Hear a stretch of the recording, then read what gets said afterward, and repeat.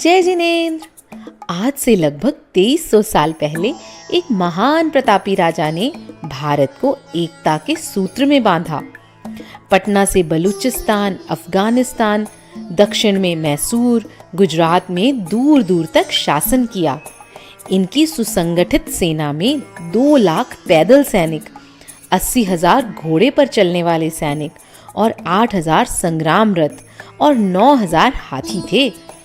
इस महान सम्राट का बचपन बहुत ही स्ट्रगल में, संघर्ष में बीता, लेकिन ये बचपन से ही अद्भुत प्रतिभा का धनी था जो सभी को अपनी ओर आकर्षित करती थी।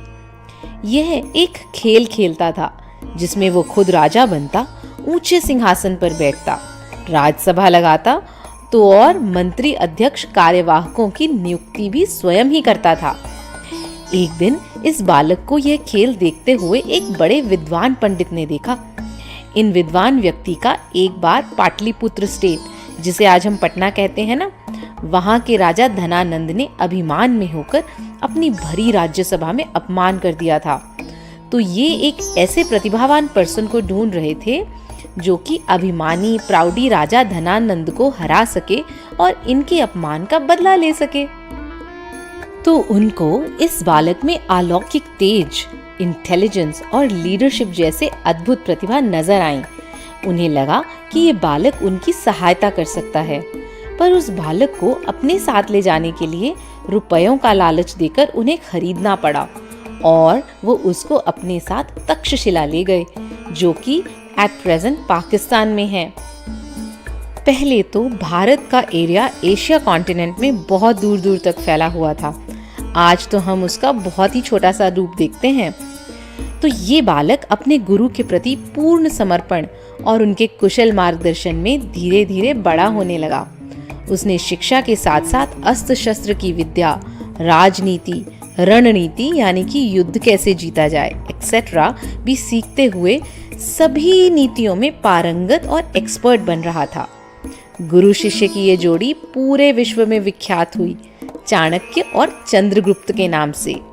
चाणक्य चंद्रगुप्त को एक महान राजा के रूप में देखना चाहते थे, तो चंद्रगुप्त भी अपने गुरु के हर आदेश का पूरी निष्ठा से पालन करते थे। गुरु चाणक्य की नीति और उनकी सूझबूझ से सबसे पहले उन्होंने आसपास के छोटे छोटे गांवों के साथ मित्रता कर अपनी सेना की शक्ति को बढ़ाया। अब अगला लक्ष्य था छोटे छोटे टुकड़ों में बटे भारत को संगठित देश के रूप में स्थापित करने का, क्योंकि उस समय देश में एकजुटता नहीं थी। छोटे छोटे शासक यहाँ वहाँ से अलग अलग शासन चलाते थे और इससे जब भी विदेशी आक्रमण होता था तो वो हार जाते थे और अपना राज्य गंवा बैठते थे। तो उस समय भारतवर्ष के लिए सबसे बड़ा खतरा एंशिएंट ग्रीक किंग सिकंदर था, जो कि विश्व विजेता यानी पूरे वर्ल्ड का किंग बनना चाहता था। उसने ईरान, तुर्किस्तान, अफगानिस्तान को जीत लिया था और अब वो छोटे छोटे राज्यों पर आक्रमण कर भारत की तरफ आगे बढ़ रहा था।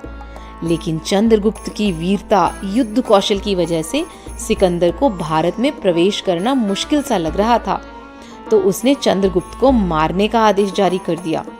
सिकंदर चंद्रगुप्त तक पहुंचता उससे पहले ही चंद्रगुप्त ने सिकंदर के 2 ताकतवर मित्रों को मार गिराया और सिकंदर को भारत छोड़कर जाने के लिए मजबूर कर दिया। लौटते समय सिकंदर इतना बीमार और निराश था कि अपनी कंट्री ग्रीक तक भी नहीं पहुंच पाया और रास्ते में ही उसके प्राण निकल गए। सिकंदर को हराने के बाद चंद्रगुप्त का अगला लक्ष्य था अभिमानी राजा धनानंद को हराकर चाणक्य के अपमान का बदला लेना।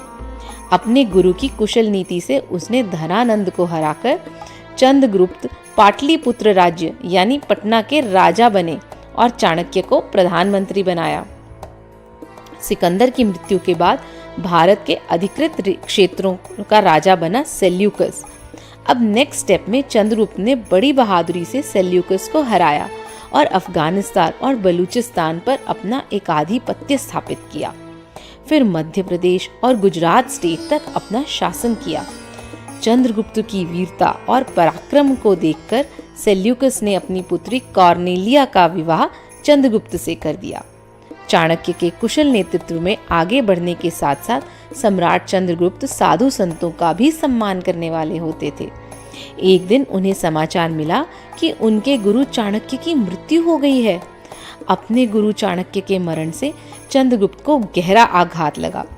उन्हें ऐसा विश्वास था कि जीवन भर उनके गुरु उनके साथ रहेंगे, लेकिन जीवन की सच्चाई तो कुछ और ही थी। वो दिन रात इसी चिंतन में डूबे रहते कि महान सम्राट बनने के बाद और दिन रात संपत्ति इकट्ठा करने के बाद भी जब हमें सब कुछ छोड़कर यहीं जाना है तो इन सब का क्या मतलब। एक दिन चंद्रगुप्त ने स्पेशल 16 स्वप्न देखे रात में। उन स्वप्नों से चंद्रगुप्त का मन बहुत ही व्यथित हो गया। तभी चंद्रगुप्त को समाचार मिला कि उनकी नगरी में संपूर्ण जिनागम को जानने वाले आचार्य भद्रबाहु का आगमन हुआ है। चंद्रगुप्त तो शीघ्र ही आचार्य श्री के पास पहुंचे और उनसे अपने 16 स्वप्नों के बारे में पूछा। स्वप्नों के बारे में डिटेल में सुनकर और संसार की असारता का विचार कर चंद्रगुप्त को वैराग्य हो गया और उसने अपने पुत्र बिंदुसार का राज्याभिषेक कर आचार्य भद्रबाहु के चरणों में जैन मुनि दीक्षा ले ली। आचार्य भद्रबाहु के चरणों का सहारा पाकर सम्राट चंद्रगुप्त ने जैसे अमूल्य निधि ही पाली थी।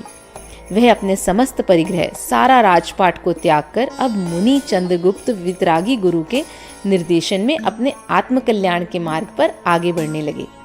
आचार्य भद्रबाहु ने कई बार चंद्रगुप्त के मुनित्व की परीक्षा ली, मतलब कहीं वो वीतरागी मुनि है या कहीं अपने अभी भी सम्राट के भाव उनके मन में हैं। लेकिन चंद्रगुप्त तो हर परीक्षा में उत्तीर्ण हुए।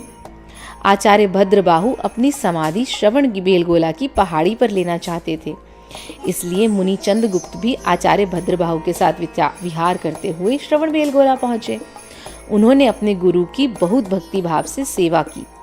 आचार्य भद्रबाहु की समाधि के बाद वहीं पर यानी कि उसी गुफा में मुनि चंद्रगुप्त ने अपने गुरु के विशाल चरण चिन्ह बनवाए। गुरु के चरणों को साक्षी मान वहीं वे निरंतर ध्यान और आत्म साधना करते थे। कुछ समय बाद उनका भी समाधिपूर्ण मरण हो गया। इसी पर्वत पर आचार्य भद्रबाहु ने भी सल्लेखना की पवित्र आराधना की। यह पर्वत धीरे धीरे तीर्थ के रूप में प्रसिद्ध हो गया और इसका नाम पड़ गया तीर्थगिरी। तो देखा आपने कितने महान थे चंद्रगुप्त। पूरे भारत के राजा होने के बाद भी उन्होंने सब कुछ त्याग कर आत्मा के कल्याण के लिए दीक्षा ले ली और अपना कल्याण कर लिया। हम भी करेंगे ना अपना कल्याण।